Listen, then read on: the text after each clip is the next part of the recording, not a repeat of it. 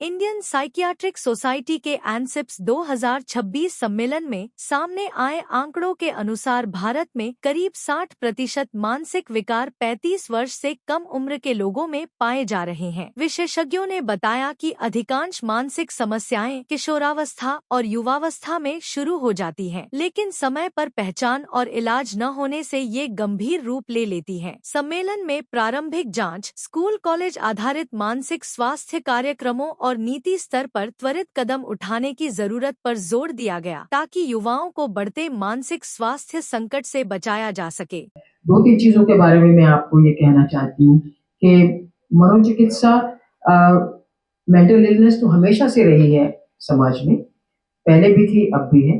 अब हमारी इसके बारे में जानकारी बढ़ गई है, हम समझने लगे हैं, इसके बारे में चर्चा करने लगे हैं और इसके बाद इसको हम तो कुछ तरीके से कुछ एक्सेप्ट भी करने लगे हैं। तो जो ये है साइकियाट्री, जो है स्टडी और साइंस ऑफ मेंटल इलनेस, वो साइकियाट्री है। तो ये पिछले 50 सालों में इसमें बहुत तब्दीली आ गई। पहले हमारे पास मानसिक जो बीमारियां होती थी उनका इलाज सही से और पूरा नहीं होता था, और बहुत सी बीमारियों को हम कहते थे कि ये इनका इलाज नहीं है, तो ये क्रॉनिक चलती रहती थी।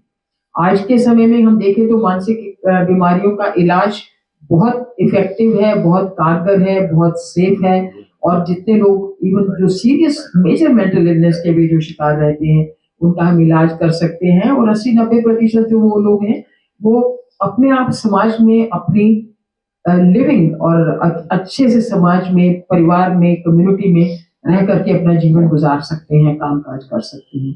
बहुत बड़ी ये उपलब्धि है, बहुत बड़ी एक चेंज है जो हमारी आई है अभी साइकियाट्री में। देश विदेश से लोग आए, हिंदुस्तान से तो सारे मनोचिकित्सक आए हैं, लेकिन देश विदेश से लोग आए हैं और हम चर्चा कर रहे हैं कि आने वाले डेकेड में मानसिक स्वास्थ्य को बेहतर बनाने के लिए, क्योंकि आज के समाज में मानसिक स्वास्थ्य से जुड़ी जो समस्याएं बढ़ रही हैं, आप देखें चाहे वो over exposure to social media है, चाहे हम फोनों पे हमारा रुझान बढ़ रहा है, तो आज की लाइफ का जो जो जो सर्किट है, जो चलचित्र है, वो पिछले अगर आप 30 सालों में देखें तो बहुत जोर से बदल रहा है।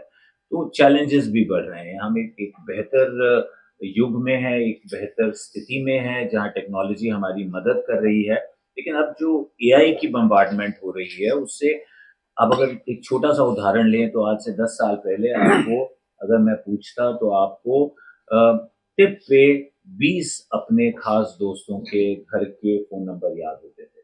आज मैं आपको बोलूं कि आप शायद अपने घर में ही किसी का नंबर बता दें तो एक बार दिमाग पे जोर डालना पड़ेगा। तो क्या ये अच्छा है? टेक्नोलॉजी ने बहुत हमारा जीवन आसान कर दिया, लेकिन उसके साथ चैलेंजेस भी तो शुरू हो गए। क्या हमारा दिमाग उतनी वर्जिश कर पा रहा है? क्या उतना सक्रिय है? आज जो ADHD की समस्या बच्चों में बढ़ रही है, तो क्या कंसंट्रेशन नहीं कर पा रहे? लेकिन कंसंट्रेशन करने के लिए जिस चीज को हम मल्टीटास्किंग कहते हैं और हम बहुत खुश होते हैं, कहीं वो हमें हमारी केंद्रित करने की एबिलिटी, जिसे माइंडफुलनेस कहा जा रहा है, उससे कहीं हमें अछूता तो नहीं कर रही, कहीं दूर तो नहीं कर रही। तो हमारे साथ यहाँ पे आज डॉक्टर सविता मल्होत्रा हैं, जो अध्यक्ष हैं, प्रेसिडेंट हैं इंडियन साइकियाट्रिक सोसाइटी की। हमारे साथ डॉक्टर TSS राव हैं, जो कि प्रेसिडेंट इलेक्ट हैं इंडियन साइकियाट्रिक सोसाइटी के। डॉक्टर निमेश देसाई साहब हैं, जो ऑर्गेनाइजिंग चेयरपर्सन है, एक वरिष्ठ मनोचिकित्सक हैं, इभास के फॉर्मर डायरेक्टर रहे हैं, और मरीजों की समस्याओं के साथ उनके अधिकारों के लिए ये सब जो हस्तियां बैठी हैं, इन्होंने बहुत पिछले, अगर आप देखें 20 साल में बहुत लड़ाई की है। और अब जो करंट एक्ट चल रहा है वहां हम ज्यादा बात करते हैं मरीज के राइट्स की, तो उसको भी बैलेंस करने की प्रतिक्रिया क्या है, हम इलाज भी कर पाए लेकिन साथ है वो ये है कि हमारे समाज में इसके बारे में काफी जिसे हम स्टिग्मा कहते हैं, स्टिग्मा है। स्टिग्मा का मतलब ये है कि नेगेटिव परसेप्शन, हम उसको बुरा समझते हैं, किसी तरह का एक किस्म का लांछन या एक किस्म की कमी या एक किस्म की कोई हमारी जो अवधारणा ये रहती है कि ये इंसान जो मानसिक रूप से जो बीमार है वो किसी तरह से कम है और औरों के मुकाबले में। तो स्टिग्मा से ये होता है कि हम उन लोगों के साथ मिलना जुलना नहीं चाहते, हम लोग उनको देख करके उनको परे रखते हैं, डर जाते हैं, समाज से अलग रखते हैं, शर्म महसूस करते हैं। परिवार में किसी को हो जाए तो हम किसी से उनको जो परिवार के लोग हैं बताना, डिक्लेयर करना नहीं चाहते, और ये चीजें रहती हैं। वैसे भी आप देखो तो इवन मेडिकल प्रोफेशन में भी जो मेडिकल फिजिशियन डॉक्टर्स होते हैं, जब उनको पता चले कि इस पेशेंट को मेंटल सिम्टम्स है, मेंटल इलनेस के साइंस हैं और उसको साइकियाट्रिस्ट को दिखाना चाहिए, तो कुछ हद तक वो लोग भी कह देते हैं कि साइकियाट्रिस्ट के पास मत जाओ, साइकियाट्रिस्ट आपको क्या जरूरत नहीं है, वो आपको दवाइयां दे देंगे और दवाइयां आपकी बंद नहीं होंगी, और ये दवाइयां मेंटल इलनेस के लिए लेनी नहीं चाहिए। तो ये जो अवधारणाएं हैं, इनको हम स्टिग्मा कहते हैं, इनको हम प्रेजुडिस कहते हैं, कि मतलब कि negative opinion about the subject, जो कि बिल्कुल आज के परिवेश में बिल्कुल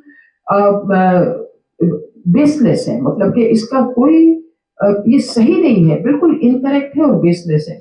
मेंटल इलनेस उसी प्रकार से पहले इंडियन साइकियाट्रिक सोसाइटी के वजह से बस लोगों को हम बहुत आभारी हैं, क्यों बोले तो जो कुछ कर रहे हैं थीम के बारे में भी बोलना बोले तो डॉक्टर लोगों को समझाने का, सिखाने का एक बात हुआ, पर अब जानते होंगे कि वो थीम क्या है, रीचिंग द सोसाइटी। बोले तो पब्लिक लोगों को कैसे रीच कर सकते हैं और इसके बारे में समझा सकते हैं। मेजर प्रॉब्लम हमको है क्या बोले तो लोगों को समझाने का इसके बारे में। दूसरे सब किसी को डायबिटीज है, हाइपरटेंशन है, ऐसा दूसरा सब बहुत आसानी से समझ लेते हैं और सब लोगों को बताते हैं कि मुझे बीमारी है करके। पर जैसा रहीजा साहब बता रहे थे, गुप्त रोग वो तरीके से कोई मेंटल इलनेस बोले तो कोई मन की तकलीफ हो तो भी वो बोलने का, बात करने का, लोगों से शेयर करने का इसमें बहुत मुश्किल है। और एक जगह है, हम साइकोसेक्सुअल मेडिसिन में बहुत इंपॉर्टेंट काम कर रहे हैं ऑलमोस्ट 3 डिकेड से, और कल मेरा प्रेसिडेंशियल एड्रेस है कि unmasking the shades of sexuality का। जैसे एक एक विचार को लिए तो भी लोगों में बहुत से तरीके के डाउट्स और क्या कर सकते हैं, क्या नहीं कर सकते हैं, इसके बारे में आजकल ऐसा बोलते हैं कि हम वेलनेस कॉन्सेप्ट करते हैं। जो मन की बात करते हैं, हम सब लोगों को भी कोई ना कोई चीज़ के बारे में थोड़ा टेंशन, एंग्जाइटी और उसको फीलिंग्स तो जरूर होता है। वो कैसे मैनेज कर सकते हैं, कैसा वो निभा सकते हैं, और कैसे शायद समझो दोस्तों को, दोस्त लोगों को मदद कर सकते हैं। सुसाइडल आइडियाज ऐसे सब बोलते हैं ना, वो तो एक्सट्रीमली कॉमन आजकल। आप जानते हो कि इवन सुप्रीम कोर्ट हो या सब लोग बता रहे हैं कि कोई इंस्टीट्यूशन में कुछ हुआ तो आप रिस्पॉन्सिबल करो। बहुत पढ़े लिखे लड़के हैं और सब लोग इतने स्ट्रेस में जा रहे हैं कि वो जिंदगी कैसा निभाना करे। कारण तो बहुत हो सकता है, स्ट्रेस बोले तो जो कुछ भी हो, मैं थोड़ा मुश्किल कर रहा हूँ समझने में या मैनेज करने में। आजकल स्वीकार करना चाहिए। एक बात और आपके सामने रख दूं तो मैं बहुत पसंद करता हूँ। आप में से कोई भी एक डॉक्टर के घर जाए, है ना, अपने चाचा हो, फूफा हो या डॉक्टर हो, और बेटी ने, बहू ने या मेड ने दरवाजा खोला, डॉक्टर साहब हैं? हाँ डॉक्टर साहब हैं, लेकिन उनको तो बुखार आया थोड़ा, तो आराम कर रहे हैं। 100% क्या कहेगा विजिटर जो है, डॉक्टर को भी बुखार आता है। अच्छा, हमें ऑनेस्टली कभी समझ नहीं आई कि डॉक्टर को बुखार क्यों नहीं हो सकता, डॉक्टर को या साइकोलॉजिस्ट को, साइकियाट्रिस्ट को डिप्रेशन या अल्कोहलिज्म क्यों नहीं हो सकता। क्या हमें इस बात को और फैलाना चाहिए? क्या समाज के लिए अच्छा होगा, या कुंठा जो मैडम कह रही थी वो बढ़ेगा? या आप लोग भी डिसाइड करो, आप समाज को हमसे बेहतर जानते समझते। हमारे यहाँ डॉक्टर को एक दर्जा दिया गया ना कि ये तो यहाँ बैठा हुआ है खुदा, हालांकि हम ऐसा नहीं चाहते। तो ये सवाल हमें भी कोई फाइनल आंसर नहीं, आप लोग इसका जवाब खुद ढूंढे। बट सबसे बड़ी पीड़ा हमें यह है कि विज्ञान का फायदा समाज को हम नहीं पहुंचा पा रहे। हम माध्यम हैं विज्ञान के, और हमें लाचारी होती है कि बेनिफिट हम पहुंचा नहीं पा रहे। अरुण गुप्ता सर, शुक्र साल का मनोचिकित्सा का अनुभव आपको अभी मिल रहा है, और उससे ही बड़ी बात है, हमारे जो आप सब जानते ही होंगे, डॉक्टर अरुण गुप्ता न सिर्फ हमारे अजीज मित्र हैं, लेकिन प्रेसिडेंट है दिल्ली मेडिकल काउंसिल के। वो भी अभी आए हैं एक लेक्चर के लिए, तो अरुण गुप्ता जी से भी टिप्पणी ले लेंगे। जो हमारे साथियों ने बताया, उसको टच करते हुए देखिए, आजकल के राजकारण में पूरे देश में कोई एक शब्द अगर है तो क्या है? विकास। राइट, सारा देश विकास पे चल रहा है। मेरा ये कहना है कि जैसे हमारे साथियों ने बताया, समाज का और तकनीकी विकास हो रहा है और बढ़िया हो रहा है। उसी के भागरूप मनोचिकित्सा के विज्ञान का विकास भी हुआ है, लेकिन उस विकास का बेनिफिट या फायदा जनता तक नहीं पहुंच रहा। तो हम जो यहाँ जमा हुए हैं, हर साल मिलते हैं, हर साल जनवरी में मिलते हैं। जैसे डॉक्टर दीपक ने बताया 77th कन्वेंशन है, तो 1947-48 में पहली बार हो गया था। जितनी देश की उम्र है उतनी हमारी इंडियन साइकियाट्रिक सोसाइटी की उम्र है। लेकिन हमें दिल्ली में चूंकि ये मीटिंग है, हमें और फिक्र हो रही है कि यार ये जो भेद है कि समाज का विकास हो रहा है, हमारे विज्ञान का भी विकास हुआ, हमने खुद देखा है अपनी नजरों के सामने, उसका बेनिफिट हम समाज तक क्यों नहीं पहुंचा पा रहे? पिछले वर्जन में बात हुई थी, आप लोगों ने बहुत सारे रिपोर्ट भी किया था, अगर आप उसको पैग और करना चाहें, ट्रीटमेंट गैप है 80%। लेकिन उससे ज्यादा आज जो मैं कहना चाह रहा हूं वो हम सबके तरफ से और विज्ञान की तरफ से, और ये डंके की चोट पे मानसिक रोगियों के 99% मरीजों का सफल इलाज सरलता से संभव है। 99%। कोई मानसिक रोगी आज की तारीख में ऐसा नहीं हो सकता जिसकी हम मदद ना कर सके, और फिर भी 80% लोग हमारे तक नहीं पहुंचते। एक तो हमें दुख है, हम लोग मिलते हैं, हमारे दुख की भी बात करते हैं, हमारे हक की भी बात करते हैं, जैसे हमारे साथियों ने बताया, लेकिन उससे ज्यादा हम सबको पीड़ा है कि समाज को हम जो बेनिफिट पहुंचा सकते हैं, जो फायदा पहुंचा सकते हैं, वो भी नहीं पहुंचा पा रहे। चाहे वो सरकारी क्षेत्र हो, जिसमें में से कुछ लोगों ने 40-50 साल बिताए, कुछ लोग प्राइवेट सेक्टर में हो, क्षेत्र कोई भी हो, एनजीओ, प्राइवेट या गवर्नमेंट सेक्टर, लेकिन बेनिफिट नहीं पहुंच रहा है। वैश्विक स्तर पे मानसिक बीमारियों की तादाद कितनी है? 25%। तो मेरे पास एक स्लाइड है जो मैं अक्सर यूज करता हूं, आप लोग भी यहाँ बुरा न माने तो एक वो मिसाल डालना चाहता हूं। अपने अगल बगल में 3 दोस्तों को देख लीजिए, अगर वो ठीक लग रहे हैं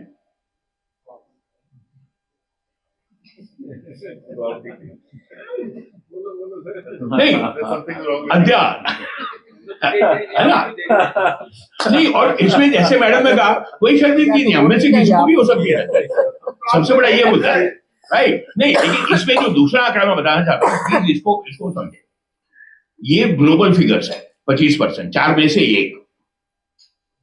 इंडिया में फिगर्स अभी भी सिर्फ 10 से 12%।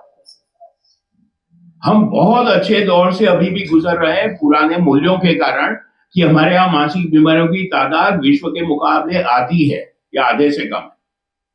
सवाल यह है कि क्या हम इस बेनिफिट को बनाए रख पाएंगे, या जैसे पाश्चात्य ढांचे में विकास होगा और डेवलपमेंट होगी, टेक्नोलॉजी आएगी, तो क्या हम भी यूरोप और अमेरिका की तरह उतने ही 25% में आ जाएंगे? क्या हम इसको बचा सकते हैं? तो 2 मुद्दे, एक बार फिर समीक्षा करूं, जो बीमार हैं उनका इलाज कैसे हो, और नए रोगी होने से कैसे समाज को बचाया जाए। आप जिस पे सवाल और पूछना चाहें यार सारे, है ना? तो मैं अपने रिमार्क्स यहाँ खत्म करता हूं, लेकिन ये 2 आंकड़े, 99% लोगों का इलाज संभव है, और भारत में विश्व के मुकाबले अभी मानसिक बीमारी आधे से भी कम तादाद में है। तो जो 4 वाला मेरा एग्जाम्पल है ना, हंसने वाला, उसमें उसके लिए आपको 9 जनों को देखना पड़ेगा। देख लो सर, हम तो तैयार है आइडेंटिफाई होने को। अच्छा, सच में जोक सपाटी दूसरी बात है, जरूरी है, और बच्चों को जैसा स्ट्रेस को हैंडल करना, हम सब लोगों को सक्सेस के बारे में बता रहे हैं, पर फेल्यूर कैसे हैंडल कर सकते हैं इसके बारे में तो बहुत सी मुश्किल है। ये सब यंग पीपल को सिखाने का, डॉक्टरों को रेडी करने का, और समाज को जितना जैसा भलाई के बारे में वो मैसेज भेजने का है, ये काम एक कॉन्फ्रेंस कर रहे हैं। हम तो जो मैसूर से आए हैं, पर extraordinarily beautifully organised, we are grateful, and any questions are there, you just मैं निमेश जी देसाई 40 साल से मनोचिकित्सक हूँ और शादरा में जो इबास नाम का इंस्टीट्यूशन है वहाँ रहा हूँ 23 साल। जी।